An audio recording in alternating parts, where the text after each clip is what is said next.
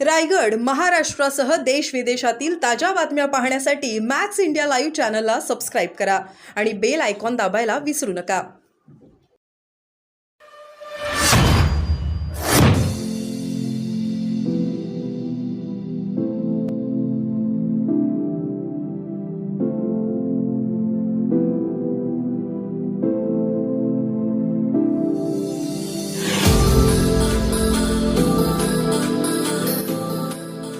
त्यांनी संघिकाला पराभवाला सामोरे जावं लागले. काय नेमकी तरी पहिली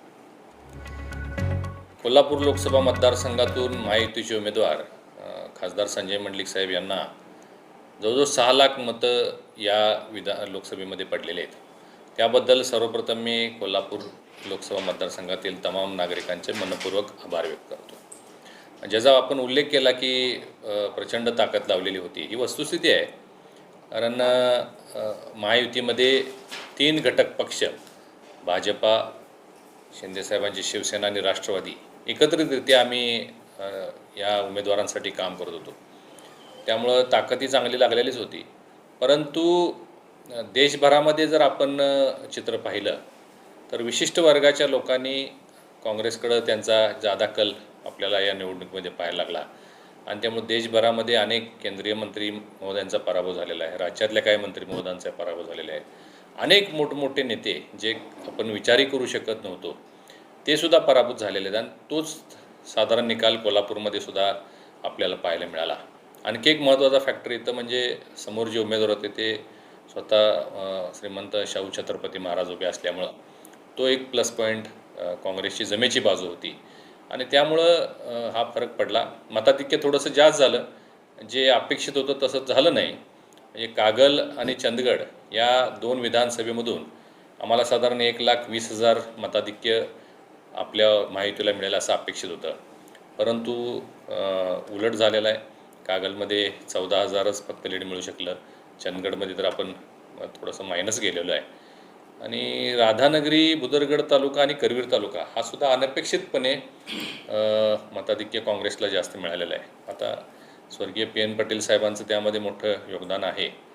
परंतु जो निकाल झालेला आहे तो आम्ही स्वीकारलेला आहे. जनभावनेचा आम्ही आदर करणारी मंडळी आहोत.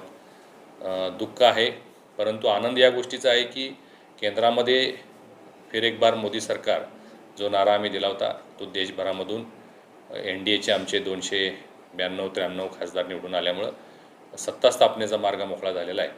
आणि विकसित भारतचा संकल्प घेऊन मोदीजींनी जे काम सुरू केलेलं आहे, जे कार्य सुरू केलेलं आहे त्यामध्ये आम्ही सगळेजण हिरिरीनं सहभागी होणार आहोत. कोल्हापूरमध्ये मोठं अपेक्षित मताधिक्य मिळालं नाही म्हणताय. सुरुवातीपासूनच संजय मंडलिक यांच्या बाबतीत नकारात्मकता होती, नाराजी होती लोकांच्या मध्ये. कुठंतरी हा चेहरा बदलला असता तर आजचा निकाल वेगळा असता असं भाजपची मागणी देखील करत होतं तिथे त्या जाणार. ठिकाणी हे भाजपनं सगळ्याच 48 लढवावं म्हणून मागणी होती. कार्यकर्त्यांची पुन्हा महायुती राज्यात असल्यामुळं आमच्या सर्व पदाधिकाऱ्यांनी आणखीन एक मागणी केली की निदान कोल्हापूर जिल्ह्यातल्या 2 पैकी 1 जागा मिळाव्यात आणि मग ती कोल्हापूरची मिळावी. हे स्वाभाविक आहे, कार्यकर्त्यांच्या भावना असणं स्वाभाविक आहे. परंतु महायुती असल्यामुळं ही जागा शिवसेनेकडे गेली. आता शिवसेनेचा चेहरा कोण असणार हा सर्वस्वी अधिकार हा सन्माननीय मुख्यमंत्री एकनाथ शिंदे साहेबांना होता. त्यामध्ये आम्ही असं म्हणणं की चेहरा बदलला पाहिजे होता हे म्हणणं काही योग्य होणार नाही. उमेदवार हा उमेदवारच असतो. मंडलिक साहेबसुद्धा ताकदीचे उमेदवार आहेत. त्यांचा स्वतःचा गट आहे, त्यांना राजकीय पार्श्वभूमी आहे, त्यांना समाजकारणाची सगळी म्हणजे समाजकारणामध्ये अग्रेसर असतात. त्यांचे वडील अनेक वर्ष खासदार होते, त्यांनी एक टर्म खासदारकी भोगलेले आहे. त्यामुळं असं काय कोण जर म्हणत असेल तर ते मला तरी ते पटण्यासारखं नाही आहे. कोल्हापूरचा हा निकाल भाजपचा पराभव झाला, कुठेतरी लोकांनी धार्मिक ध्रुवीकरण थांबवलं असं वाटतं का आपल्याला? आता UPमध्ये तुम्ही बघितलं तर आम्हाला अपेक्षित होतं 80 पैकी साधारण 70 जागा यायला पाहिजे होत्या. परंतु तिथंसुद्धा तुम्ही जर बघितलं तर काँग्रेस आणि सपा हे एकत्र झाले. म्हणजे जे पारंपरिक विरोधक आहेत ते एकत्र झाले. बसपालासुद्धा लोकांनी तिथं नाकारलेलं आहे आणि बसपाच्यासुद्धा लोकांनी त्या इंडिया आघाडीबरोबर जाण्याचा निर्णय घेतला.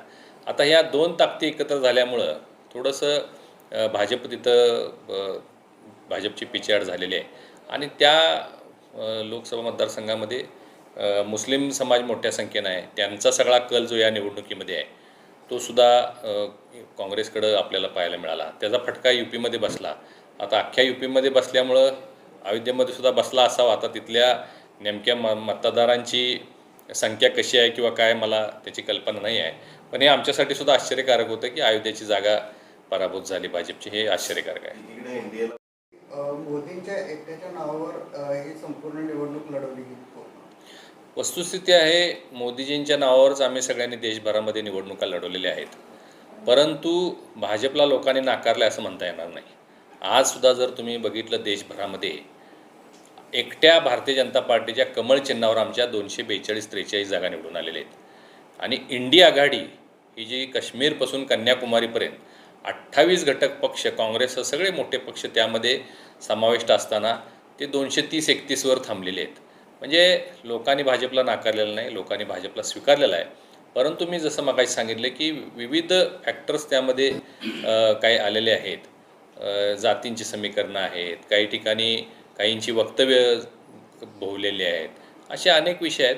परंतु भाजप हाच नंबर 1चा पक्ष आहे आणि भाजपला लोकांनी मॅन्डेट दिलेला आहे.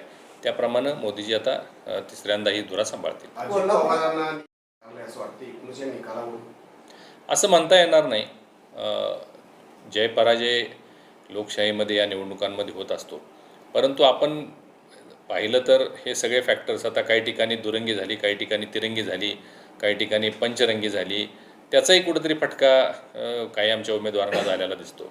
आज आपण त्याचा काही फायदाही झालेला आपल्याला दिसतो. आता हातकणंगले मतदारसंघामध्ये तिरंगी झाल्यामुळं कुठंतरी धैर्यशील मानेंना त्याचा निश्चित फायदा झालेला आहे आणि महायुतीचे उमेदवार म्हणून तेही तिथं निवडून आलेले आहेत.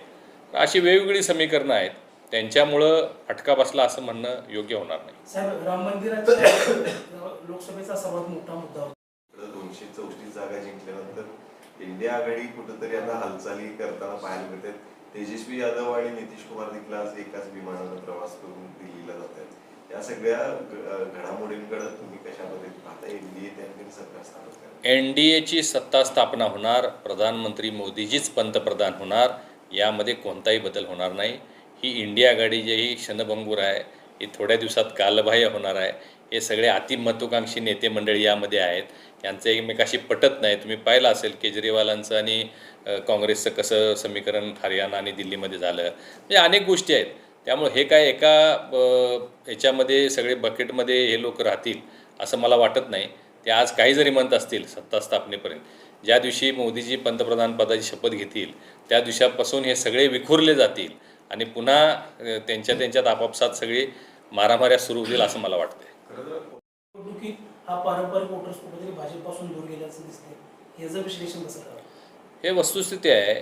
तुम्ही म्हटल्याप्रमाणे की यापूर्वीच्या निवडणुकांमध्ये काही प्रमाणात मागासवर्गीयातील काही समाज किंवा मुस्लिम समाज हा भाजपसोबत असायचा. परंतु या निवडणुकीमध्ये मी सांगितल्याप्रमाणे काँग्रेसनं परसेप्शन क्रिएट केलं, नरेटिव्ह सेट केला, संविधान बदलणार असल्या गोष्टी केल्यामुळं हा मतदार थोडासा भाजपपासून गेला असं जाणवतं आहे. आता याची कारणं काय आहेत, पुन्हा कसं त्यांना आपल्यासोबत घ्यायचं, या सगळ्या बाबी ज्या आहेत त्या वरिष्ठ पातळीवर त्याच्यावर विचारमंथन होईल आणि भविष्यात आम्ही त्यांना सगळ्यांना सोबत घेऊन मी भविष्यात काम करू. साहेब, गेल्या